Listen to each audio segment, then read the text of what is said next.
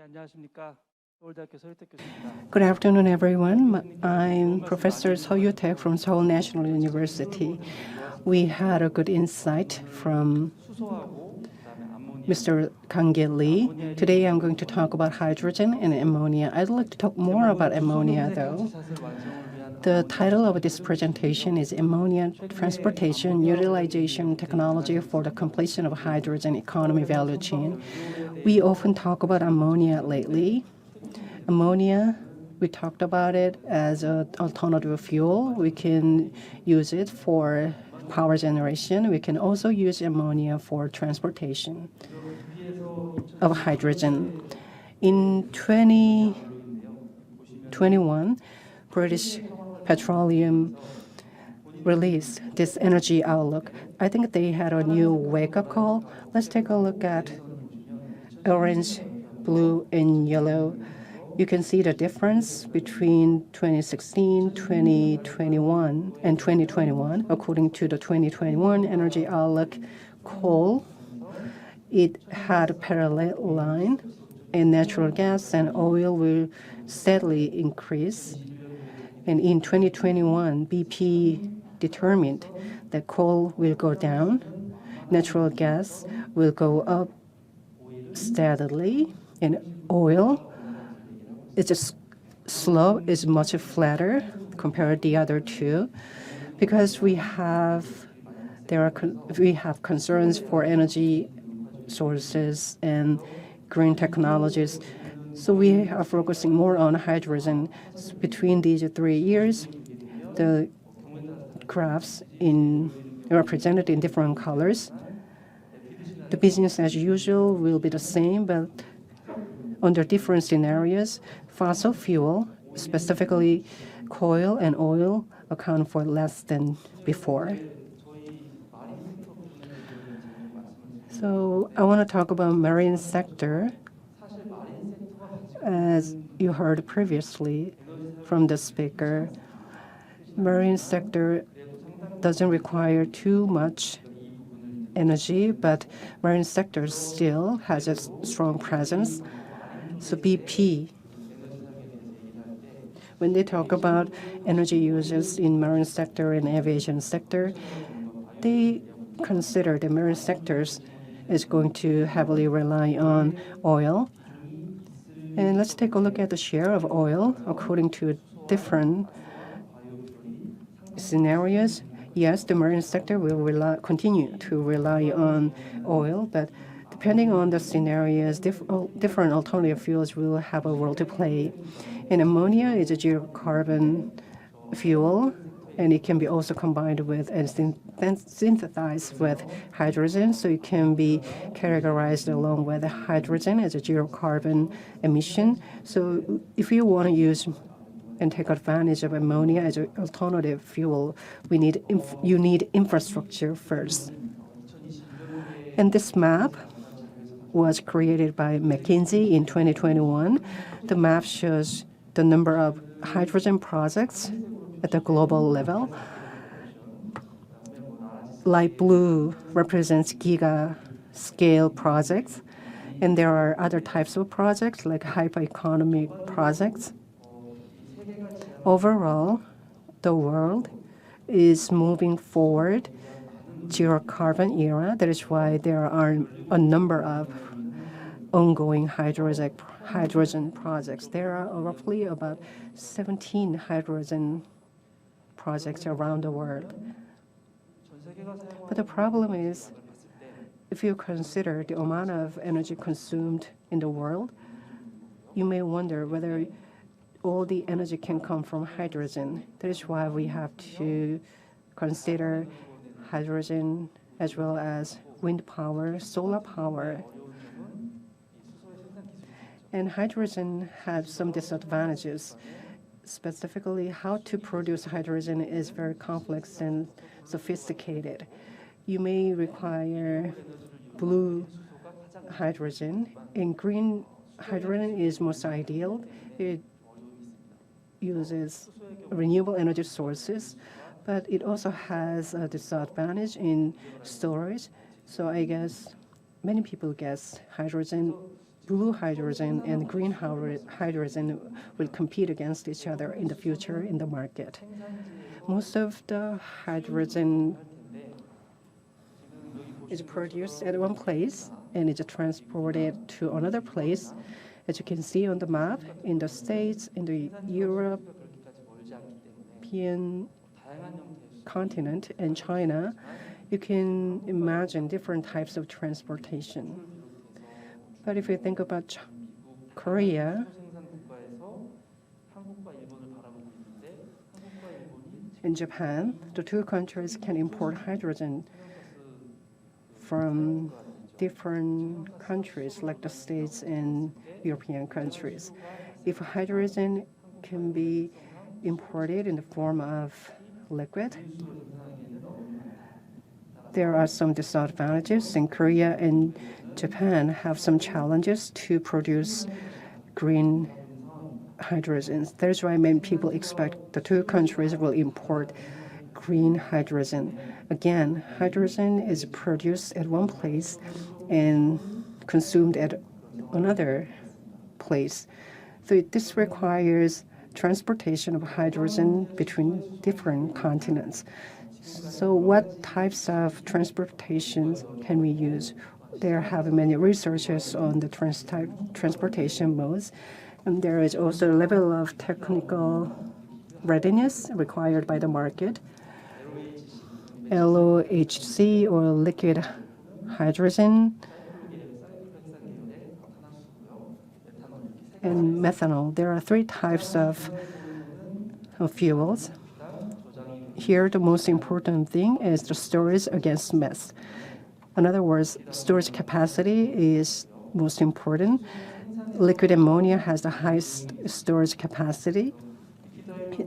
Equally important is cost. Liquid hydrogen, all is needed is evaporation, but ammonia requires a certain level of temperature, and methanol should be generated at a certain temperature as well, like 250 degrees Celsius. Reforming process is required. And methanol has a disadvantage. It is toxic. An infrastructure to transport methanol is poor. In other words, we don't have enough infrastructure to transport methanol like LOHC. And carbon hydrogen has a certain chemical structure that has a detachable hydrogen. It requires a certain amount of, it has to carry a certain amount of hexane. That means transportation has a disadvantage that puts additional resistance on ships. And liquid hydrogen, its boiling point is 230 degrees Celsius under zero. But the LNG market is expanding, but 160 degrees Celsius under zero is already challenging. And insulation thickness should be at least 1 meters if this fuel is transported at 153 degrees Celsius under zero. The highest storage capacity can come from this fuel. And this fuel has another advantage. There is infrastructure for transportation. This fuel is ammonia, as you can see on the right side. Korea, South Asian countries, the US and Europe, they all have infrastructure for transportation of ammonia. That is why ammonia is the most attractive alternative fuel for now.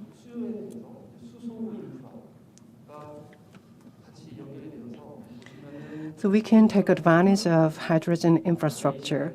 We have this project in Australia, another project in Malaysia, and another in Oman. So in these countries, ammonia can be used to produce hydrogen and then exported to other countries, including Korea. In Korea, Japan, and Singapore, they can build infrastructure for ammonia and then use bunkering to generate power. But the problem here is ammonia synthesis. It costs much. So hydrogen should be generated in the form of natural gas, and then it should be combined and synthesized with other alternative fuels.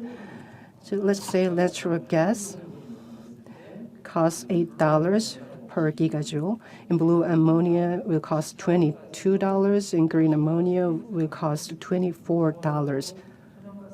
That's much cheaper than now.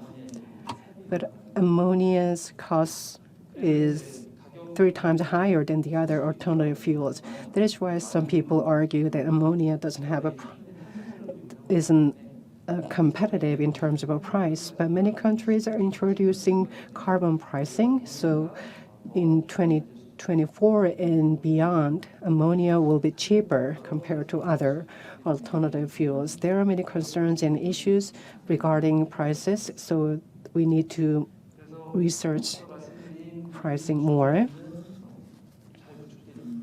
So we already have infrastructure for transportation of ammonia, and ammonia has relatively good advantages compared to other alternative fuels. Let's take a closer look at ammonia. Ammonia requires more advanced technologies as well compared to nitrogen and hydrogen. Ammonia doesn't have carbon, so when it is combusted, it doesn't generate CO2 emission. On the left, you can see the flammability when ammonia and carbon are consumed. Compared to methane, ammonia looks more orange. According to some papers by combustion experts, ammonia is combusted slow, so it is not a good fuel in terms of combustion. So when it is used as a fuel for engines, it is not easy to use ammonia as a primary fuel source or the only fuel source. So the ideal method is to add other fuels. That means ammonia will turn into carbon-emitting fuel, not zero carbon fuel. That is why hydrogen is required to be combusted with ammonia, or we can use methanol.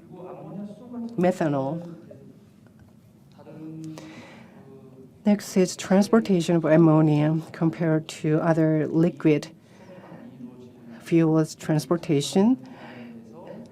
There is infrastructure that makes it easier for ammonia transportation. So we have well-established infrastructure for now. Different fuels have different flash points.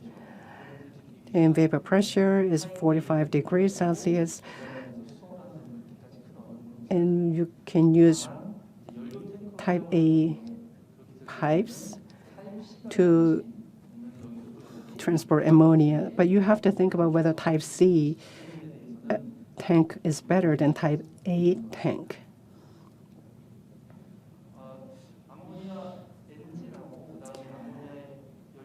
Ammonia-fueled engines and ammonia fuel systems. I would like to compare the two before I wrap this up. Just like hydrogen and ammonia, many alternative fuels have some challenges. That is, we don't have engines that can be fueled by alternative engines, but ammonia is at a better position compared to other alternative fuels because it can be used as part of dual fuel, and the engines will be available by 2024 for ammonia, and many manufacturers are designing ammonia-fueled engines, and by 2028, we will be able to see ships fueled by ammonia. These are the systems for the ammonia-fueled vessels. We are talking about two-stroke engines, and ammonia will be provided at 80 bar. As you saw on the previous slides, ammonia is stored at minus 33 degrees Celsius. That means it requires cryogenic storage. And then it will be heated and get pressurized. And then that requires fuel valve systems. Unlike LPG, ammonia knockout and catch systems are required. Ammonia is one of the most classical toxic chemical. So you are required to vent ammonia to N2 through pipes. So N2 parsing action is required. After that, knockout drum will evaporate ammonia to catch it. And the easiest way to catch ammonia is to dissolve it in water. But that means vessels need large tanks. So dissolution is the easiest way. But here, more advanced technologies will be needed. Let me share with you some simulation results. We take LPG engine as a reference, and we use LNP for purging in 2 minutes. Ammonia in the pipeline should be released and discharged fully. The pipeline length is over 200 meters. It has high volume. So in this modeling, if you look at the outlet, the ammonia comes out as a liquid at a lower pressure over time, like 30 seconds later. Out of nowhere, ammonia comes out with nitrogen. So after you have to wait 60 seconds before discharging ammonia fully. This simulation has one goal, that is releasing ammonia out of the pipeline in 2 minutes. But on ship, you have valves that are they can be only turned on and turned off. So I suggested to turn on the valve slowly. So we spent like 12 seconds, 300 seconds, and 600 seconds when we open the valve. Depending on the difference in pressure, the speed ammonia comes out varies. The amount of ammonia that should be accumulated in knockout drum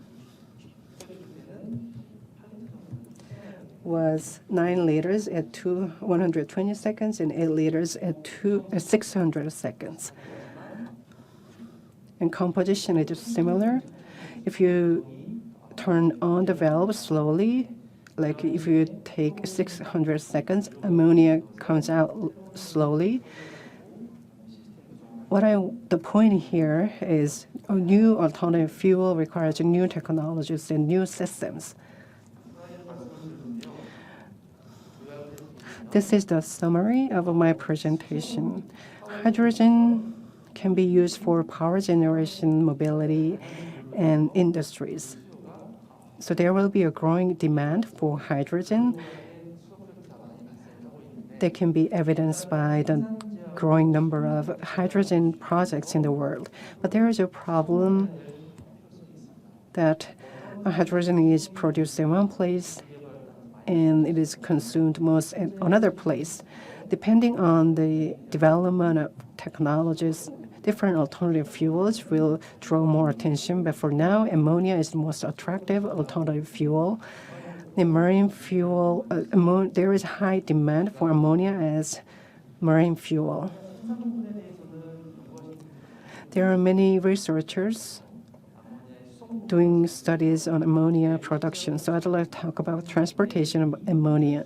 It has similar properties as LPG, so ammonia can share the same infrastructure with LPG, and dual transportation is possible in the maritime sector. By 2024, MAN is scheduled to provide engines that can use ammonia. So fuel supply systems and other additional systems will be required to make the ammonia-fueled engines more available, and green ammonia production and distribution network will be more important. So what technologies should we develop to meet the goals of IMO's greenhouse gas strategies? And that are the considerations we need to have. With that, I'd like to conclude my presentation.